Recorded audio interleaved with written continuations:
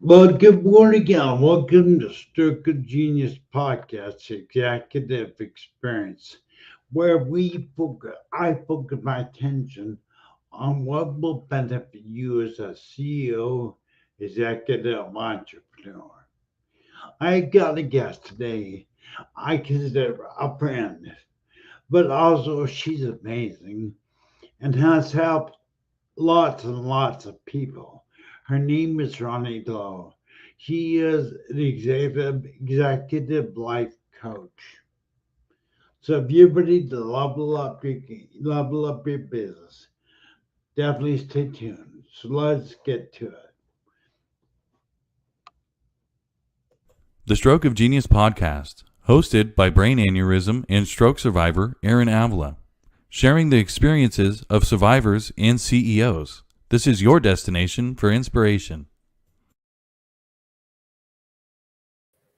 Well, good morning, Ronnie. It is good morning in Los Angeles, where I am. Happy post-Thanksgiving. It's the day of leftovers, huh? Yes. And we're joking these same work. Ronnie and I are going to call this a Black Friday special show. Since it is Black Friday, we're really hoping everybody had a great Thanksgiving. Did you have a great Thanksgiving, Ronnie? It was wonderful. I am not in my element right now because I live in Los Angeles and I came down to San Diego to spend with family. So they stuck me in this room. So Right. it's not the usual lighting and all that of my office, but I'm so happy to be with my family down here. Well, yeah, that's great. You're beautiful, so it doesn't matter Yeah. what it is. But, Ronnie, you broke in the news business, the news reporting business.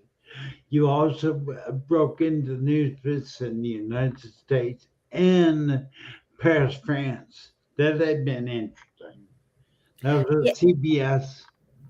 Yeah, that was many moons ago. Many moons ago. I am 57 years old, and it's interesting seeing the common thread, which is what I do with my clients. It's let's start seeing your common thread that in everything that you've accomplished or that fulfills you.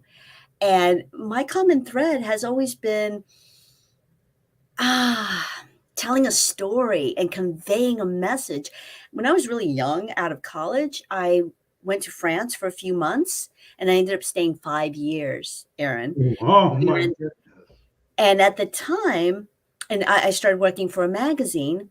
I was going to come home, but I started learning French, and I was working for a magazine, and there were ramblings of the Berlin Wall coming down and all the protests in Leipzig and all this. I had no news experience other than being a assignment editor, phone answer at the assignment desk back home in Tampa when I was in college. It was an internship. Um, so I went to ABC News, the bureau in Paris, France. I went to ABC, CNN, NBC, CBS, all of them, kind of going, "Do you need help?"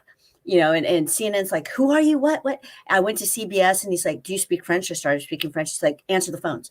About 2 weeks later, he's like, "Okay, what's your story?"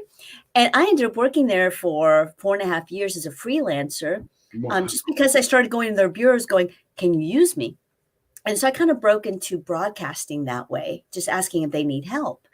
And it's interesting that in anything I've ever done in a new career or a new field, I've just gone just head on. It's like, what are my capabilities? What can I do? Can I do this? Yes. And figure it out later. When you ask questions about a life coach, and I expect to ask yourself, can I do this? What have I been doing? All the questions you just said. But you use the word level up. Let's stop first. What is a life coach, Ronnie? It can be many things to many people, different things. And I became a life coach in the past 2 years, but I went to school. Oh gosh, it's going to be over a year and a half now, to get certified. You don't need to be certified, but I wanted to be because years ago, Erin, if you had said be a life coach, I was like, what is a life coach? I thought that was for, the Real Housewives or something. Or I understood executive coaching. I understood, fitness coaching. I understood all that. But I'm like, what does a life coach do?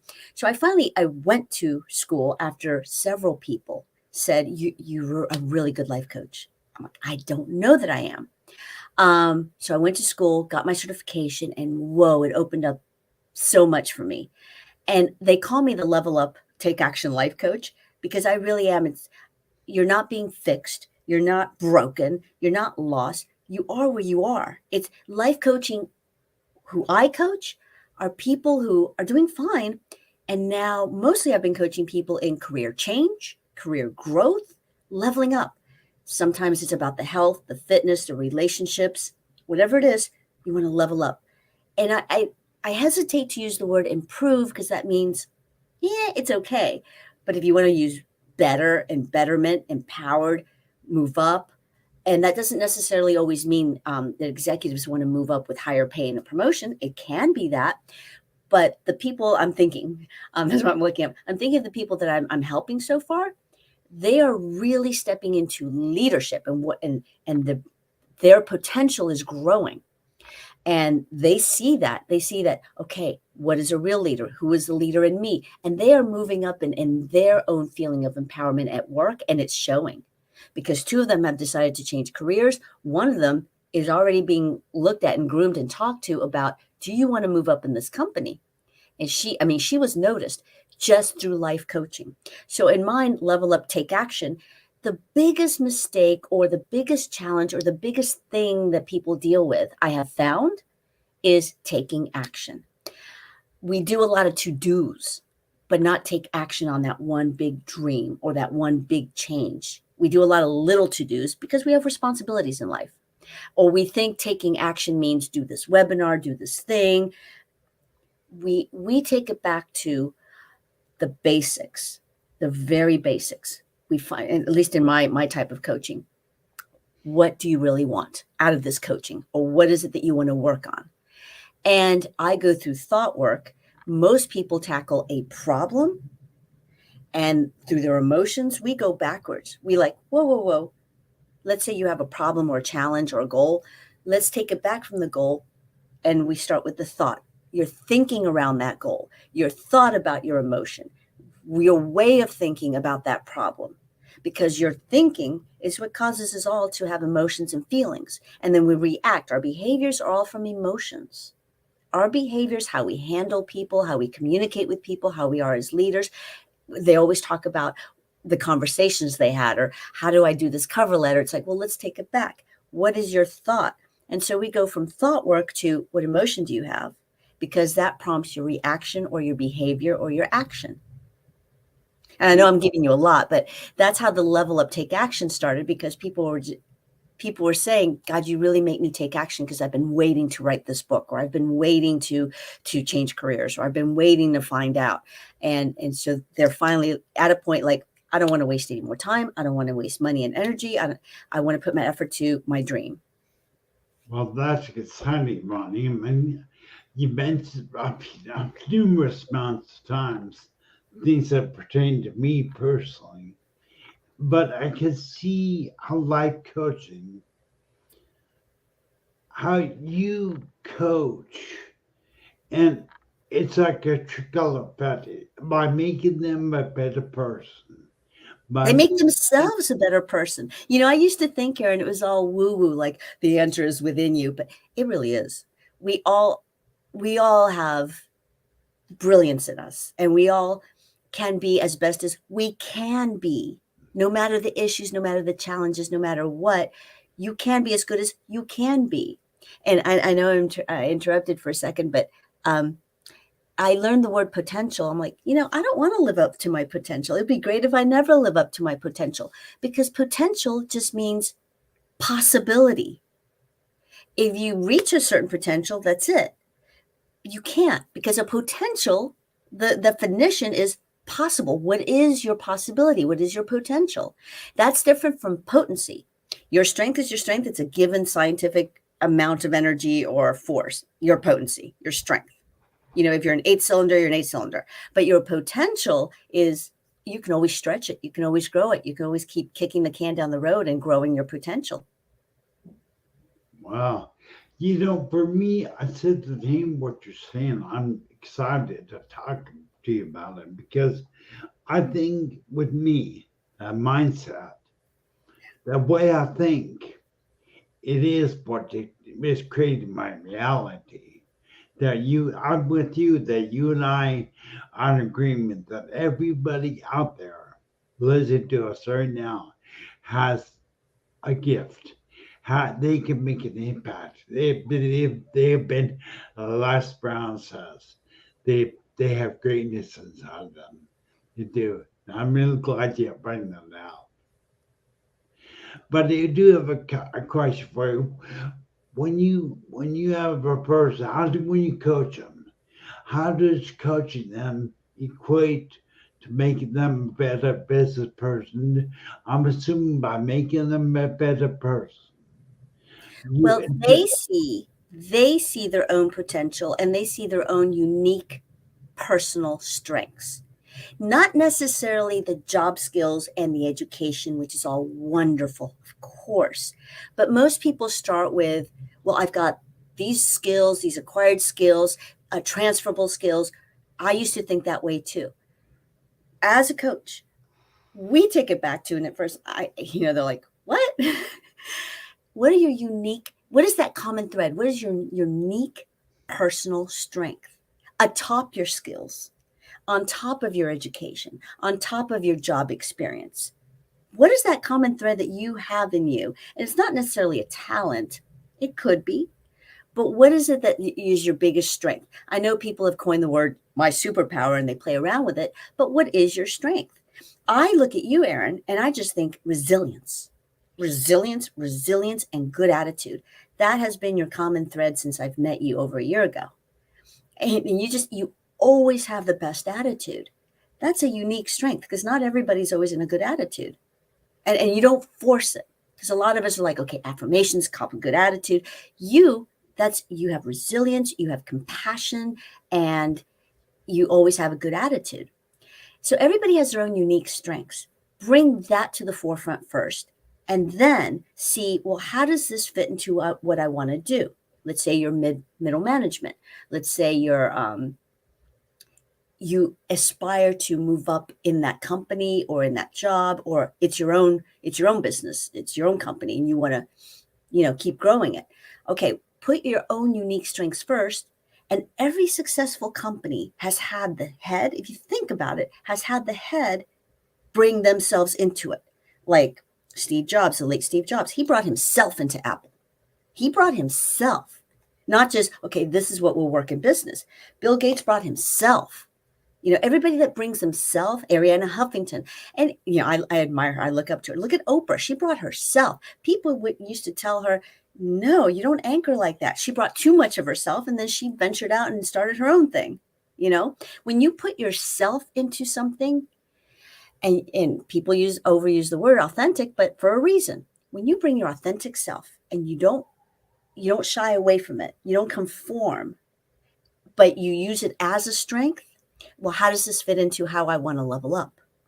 Because once you give that yourself, wow, you're not like everybody else, and you are going to grow, because it is just yourself and how you think and how you are in your very being. Your mindset, as you were talking about, when you think about it, your brain, we're computers. We're just used to how we conditioned ourselves all our lives and how we were conditioned. Well, if we're computers and we keep reconditioning the same thing, that's all it knows, because our brain just wants to protect us. It doesn't want change. So if you want change, you have to start looking at the possibilities, because your brain will accept, okay, that's a fact. That is possible because you've proven yourself here. And you have those unique strengths and talents and skills or whatever.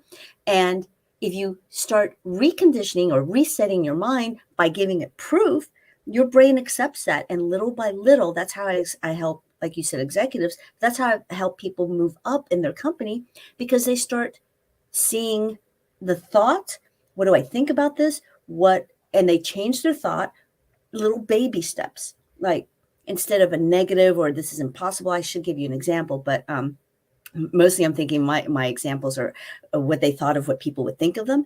And we change that thought to something that they will accept. What's a fact, a real fact to you, that is not just an affirmation or a hope or a good attitude? What's a fact that your brain will accept? That's a little step above the negative that you thought, or away from the fear that your brain will actually accept, like, okay, that's true.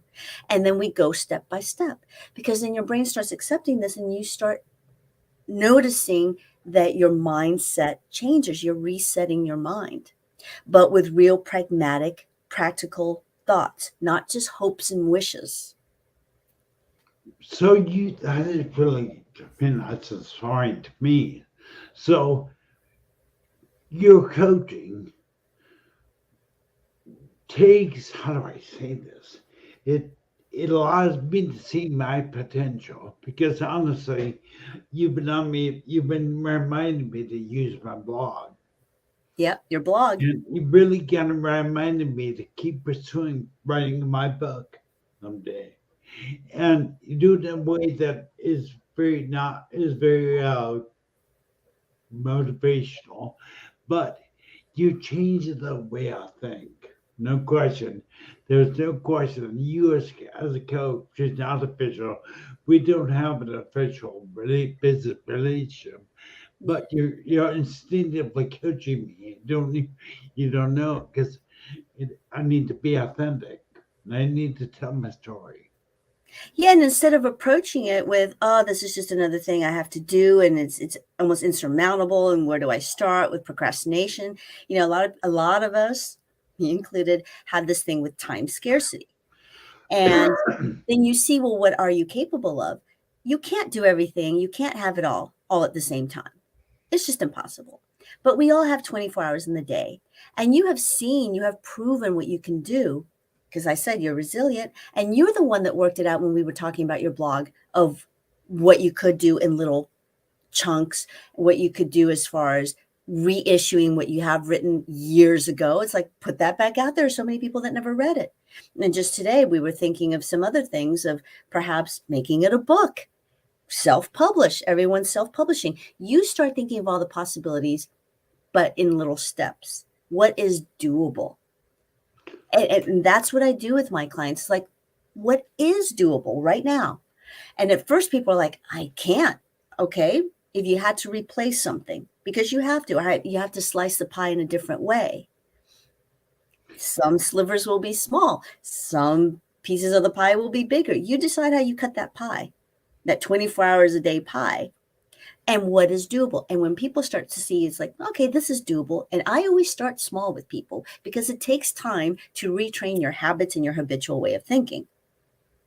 You don't want to start training for a marathon by running an hour a day. Most people are just not going to do it. They start great the first week and then they give up, or a diet or whatever it is, or journaling, or R&D, research and development for themselves, to research companies for a career change. Like, start small. What is doable? What can you do 5 minutes a day? And they find it is doable. And all of a sudden it just starts growing and changing, and they start readjusting their schedules and they start making things happen. I love that. It's funny that you mentioned this because yesterday, I on a journey. I've been doing this for a few years. I've been building to TV media now for going on 8 years. But podcasts have only been doing this for probably a year or two. I know, I remember. You see possibilities. And I was listening to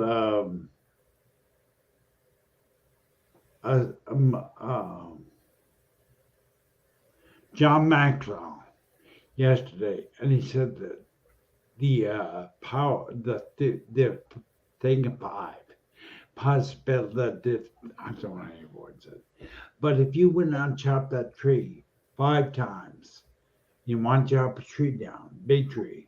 But you want every day, only hit it 5 times. Next day, hit it 5 times. Next day, hit it 5 times.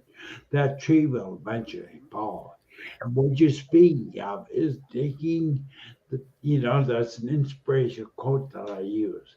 The base wall that we got to climb is the one we build in our own mind. And I feel you extracting my potential. I'm going to use it personally. And I knew you do it to clients. But you've proven you can have a podcast. You started this just a little over a year ago. You've proven you can write. You've proven to yourself the things you can do.